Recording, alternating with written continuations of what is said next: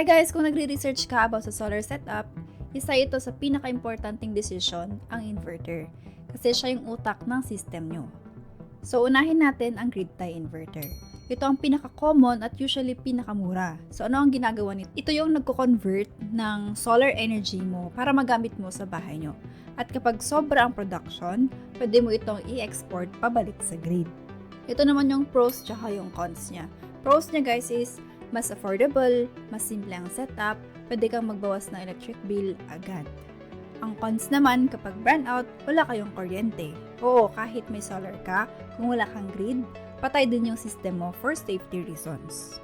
So kung ang goal mo lang is makatipid sa bill at okay lang sa'yo ang walang backup power, magandang option yung Grid-Tie. Ngayon, pag-usapan naman natin kung ano ang hybrid inverter.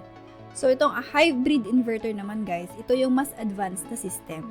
So, bukod sa solar at grid, kaya rin itong mag-handle ng batteries. So, ano yung pros at cons ng hybrid inverter? So, ang pros nito guys is may backup ka kapag nag-brownout kayo. So, pwede mong gamitin ng solar kahit walang grid.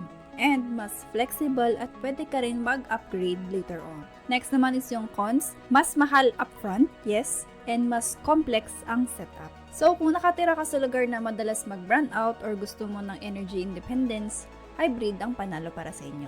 Simple lang ang breakdown nito guys. So, Grid-Tie, tipid ngayon. Hybrid, tipid, plus security. So, kung budget conscious ka, go with the Grid-Tie for now. Kung long-term at reliability ang habol mo, go with the hybrid. At kung may budget naman, why not, right?